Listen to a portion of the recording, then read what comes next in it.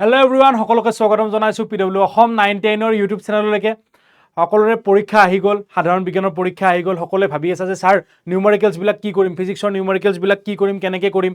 তো তাৰ কাৰণে তোমালোকৰ বাবে মই লৈ আহিছোঁ ইম্পৰ্টেণ্ট কেইটামান এনেকুৱা নিউমাৰিকেল যিকেইটা কৰাৰ পিছত তোমালোকৰ হয়তো ফিজিক্সৰ পৰীক্ষাত নম্বৰ, যোনটো আমাৰ সাধাৰণ বিজ্ঞানত ফিজিক্স আহিব, তাত নম্বৰ নিশ্চয়কৈ বাঢ়ি যাব। তো এইকেইটা কুৱেশ্যন কৰিলে তোমালোকৰ সকলোকেইটা ফৰ্মুলা ৰিভাইজ হৈ যাব। এই কুৱেশ্যনকেইটাৰ কাৰণে মই তোমালোকক কেইটামান হিণ্ট দি যাম, আৰু সেইকেইটা যদি তোমালোকে টান পোৱা তেতিয়াহ'লে এই কুৱেশ্যনকেইটাৰ সলিউশ্যন তোমালোকক মই নেক্সট ছেশ্যনত দি দিম। তো প্ৰথম কুৱেশ্যনটো আমি চাই লওঁ। প্ৰথম কুৱেশ্যনকেইটা কি কি, যে ছাৰ যদি 15 চেণ্টিমিটাৰ ফ'কাছ দৈৰ্ঘ্যৰ এখন উত্তল দাপোন, 15 চেণ্টিমিটাৰ ফ'কাছ দৈৰ্ঘ্যৰ এখন উত্তল দাপোন, আমি এটা কথা মন কৰিম যে উত্তল দাপোনৰ ফ'কাছ দৈৰ্ঘ্য সদায় পজিটিভ, ঠিক আছে। তাৰ পৰা 10 চেণ্টিমিটাৰ দূৰত্বত এটা বস্তু ৰখা হৈছে। এতিয়া প্ৰতিবিম্বৰ অৱস্থান আৰু প্ৰকৃতি নিৰ্ণয় কৰিব লাগে।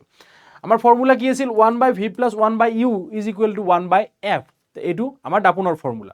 তাতে আমি বহাই দিম, ইউটো সদায় নিগেটিভ হয়, আমি এইটো কথা জানো, আৰু এফ সদায় উত্তল দাপোনৰ ক্ষেত্ৰত এফ পজিটিভ হয়, ঠিক আছে। তো 2 নম্বৰটো আমি চাম যে কনকেভ মিৰৰ, এইবাৰ আমাক অৱতল আইনা বুলি কৈছে, অৱতল দাপোন বুলি কৈছে। ইয়াৰ সন্মুখত 10 চেণ্টিমিটাৰ দূৰত এগেইন এটা বস্তু ৰখা হৈছে, 3 গুণ বিবৰ্ধিত সৎ প্ৰতিবিম্ব। যিহেতু সৎ আৰু বিবৰ্ধিত, সেইকাৰণে বিবৰ্ধনটো সদায় কি হ'ব, নিগেটিভত আহিব। বিবৰ্ধনৰ এনচাৰ নিগেটিভত আহিব, ইউ নিগেটিভত থাকিব। ফৰ্মুলা 1/v + 1/u = 1/f হ'ব। 3 নম্বৰটো কি কৈছে, an object of 5 centimetre in length is placed, মানে উচ্চহি কিমান, 5 চেণ্টিমিটাৰ। তো ক'ত প্লেচ কৰা হৈছে, 20 চেণ্টিমিটাৰ দূৰত্বত, in front of A convex মিৰৰ। উত্তল দাপোন, এগেইন উত্তল দাপোনৰ কি হ'ব, উত্তল দাপোনৰ ফ'কাছ দৈৰ্ঘ্যটো পজিটিভ হ'ব, ইউটোতো নিগেটিভ হয়। তো আমি মেগনিফিকেশ্যনৰ কাৰণে HI, height of image by height of object use কৰিব পাৰোঁ, নহ'লে -v/u ইউজ কৰিব পাৰোঁ। তো এনেকৈ তিনিটা তোমালোকে কৰিব পাৰা। নেক্সট, এইটো বিৰাট ইজি কুৱেশ্যন, এইটো মই কালিৰ ছেশ্যনতো কৈছোঁ যে এইটো কুৱেশ্যন আহাৰ, এনেকুৱা ধৰণৰ কুৱেশ্যন আহাৰ তোমালোকৰ কি প্ৰৱণতা আছে। ইয়াতে তোমালোকে কি কৈছে, তোমালোকক বায়ুৰ পৰা 1.50 প্ৰতিসৰণাংকৰ কাছলৈ পোহৰ প্ৰৱেশ কৰিছে। তাৰপিছত কি হৈছে, পোহৰৰ দ্ৰুতি কিমান। এতিয়া পোহৰৰ দ্ৰুতি কিমান, শূন্যত পোহৰৰ দ্ৰুতি 3 × 10⁸ মিটাৰ/ছেকেণ্ড। তো আমি n = c/v, এইটো যোনটো ফৰ্মুলা, সেই ফৰ্মুলাটো ইউজ কৰিব লাগিব, ঠিক আছে। এতিয়া আমাক কনকেভ লেন্সৰ কথা কৈছে, উত্তল লেন্সৰ কথা কৈছে। তো লেন্স বুলি ক'লে, 1/v - 1/u = 1/f। তো এখন কি বুলি কৈছে, কনকেভ বুলি কৈছে, অৱতল লেন্সৰ ফ'কাছ দৈৰ্ঘ্য কিমান, ফ'কাছ দৈৰ্ঘ্য 15 চেণ্টিমিটাৰ। লেন্সখনৰ পৰা কিমান দূৰত্বত এটা বস্তু ৰাখিলে সি কি হ'ব, সি লেন্সখনৰ পৰা 10 চেণ্টিমিটাৰ দূৰত্বত এটা প্ৰতিবিম্ব গঠন কৰিব। সেইটো আমি ওলাব লাগিব, এই ফৰ্মুলাটোত তোমালোকৰ ওলাই যাব। এতিয়া এটা কথা মনত ৰাখিবা যে কনকেভ মিৰৰৰ সদায় ফ'কাছ দৈৰ্ঘ্য কি হয়, সেইটো কথা তোমালোকে জানা। আৰু এতিয়া আমি নেক্সট কুৱেশ্যনটো যেতিয়া মুভ কৰিম, যে কনভেক্স মিৰৰৰ ছাৰ ফ'কাছ দৈৰ্ঘ্য কি হয়, পজিটিভ হয়। তো এজন ডাক্তৰে যদি +1.5 ডায়োপ্টাৰৰ এখন সংশোধনী লেন্স বিধান দিছে, কাক এজ এ বিধান দিছে, এজন ৰোগীক। তো সেই লেন্সখনৰ ফ'কাছ দৈৰ্ঘ্য নিৰ্ণয় কৰিব দিছে, লেন্সখন অবিহাৰী নে অপহাৰী সেইটো ক'ব দিছে। যিহেতু যদি ফ'কাছ দৈৰ্ঘ্য পজিটিভ হয় তেতিয়াহ'লে কনভেক্স হ'ব, আৰু ই কি হ'ব, অভিহাৰী হ'ব, ঠিক আছে। আৰু পাৱাৰ = 1/f, তো f = 1/p হৈ যাব, ঠিক আছে। নেক্সট আমি যদি চাওঁ যে 7 নম্বৰ কুৱেশ্যনটোত দিয়া আছে, ইয়াতে আমাক কি দিয়া আছে, ইলেক্ট্ৰিক বাল্ব দিয়া আছে 220 ভল্টত, ভল্টেজ দিয়া আছে, তাৰপিছত 1200 ওহম R দিয়া আছে আমাক। এতিয়া আমি কি উলিয়াব লাগে, এতিয়া আমি কাৰেণ্ট উলিয়াব লাগে। তো v = IR, এইটো বিৰাট ইজি, ঠিক আছে। দেন ৰেজিষ্টেন্স দিয়া আছে আমাক, আমি কি উলিয়াব লাগে, ৰেজিষ্টিভিটি উলিয়াব লাগে, ৰোধকতা উলিয়াব লাগে। ৰোধকতাটো আছিল R = ρL/A, তো এইটো ফৰ্মুলাত ওলাই যাব। 9 নম্বৰটো ছেইম ফৰ্মুলা, আমি কিহৰ কথা, ৰোধকতা উলিয়াব লাগে, R = ρL/A। তোমালোকে কুৱেশ্যনকেইটা চাই ল'ব পাৰা, যে এনেকুৱা ধৰণৰ কুৱেশ্যন তোমালোকে দেখিবলৈ পাব পাৰা।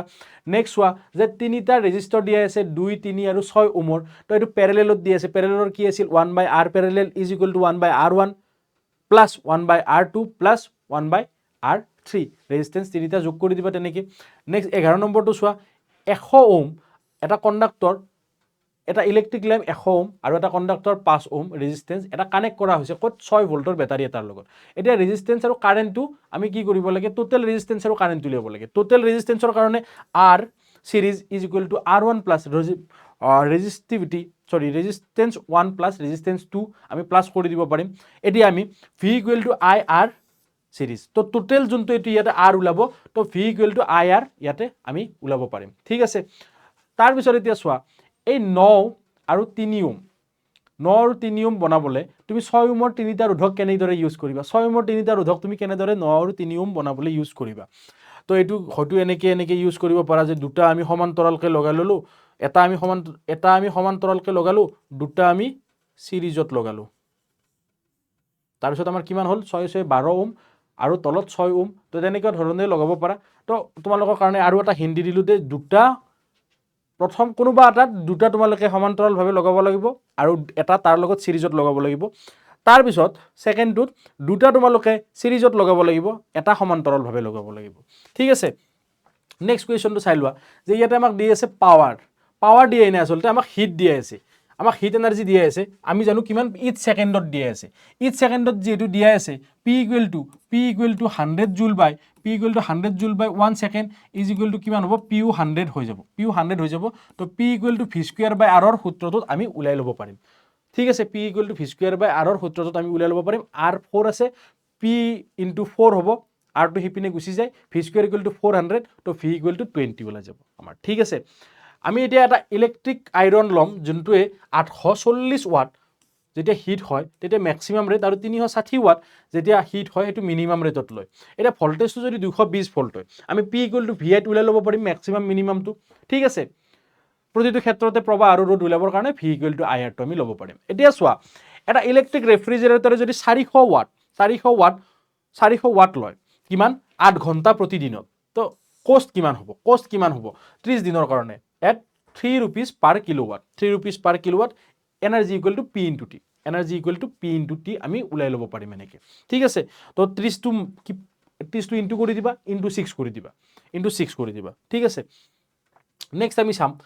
আমি কি চাম স্যাৰ যে which uses more energy 220 ওয়াটৰ TV এটাই 1 ঘণ্টা চলিলে নে 1200 ওয়াটৰ টোস্টাৰ এটাই 10 মিনিট চলিলে p টো লৈ প্ৰত্যেকবাৰতে কৰি চাম যে 250 * 60 প্ৰথমবাৰ নেক্সট বাৰ 1200 * 60 10/60 তো এনেকৈ আমি উলিয়াই চাম যে আমাৰ 200 হ'ব আৰু এইটো কিমান হ'ব এইটো তোমালোকে এনেকৈ উলিয়াই ল'বা ঠিক আছে এনেকুৱা ধৰণে আমি উলিয়াই ল'ম p * t প্ৰত্যেকবাৰতে কৰিম য'ত আমাৰ মানটো বেছি থাকে সেইটোই বেছি কি কৰিব সেইটো বেছি শক্তি খৰচ কৰিব ঠিক আছে এতিয়া এন ইলেক্ট্ৰিক মোটৰ 5 এম্পিয়াৰ যদি কাৰেন্ট লয় হি 220 ভোল্টৰ লাইনৰ পৰা এটা পাৱাৰ উলিয়াব লাগে আমাক p = v * i তো v * i ৰ পৰা যদি আমি p * t = e2 এই দুটা যদি আমি কৰিব পাৰো যে p উলিয়াৰ পিছত আমি p * t কৰি এনাৰ্জিটো যদি উলিয়াব পাৰো তেতিয়া আমি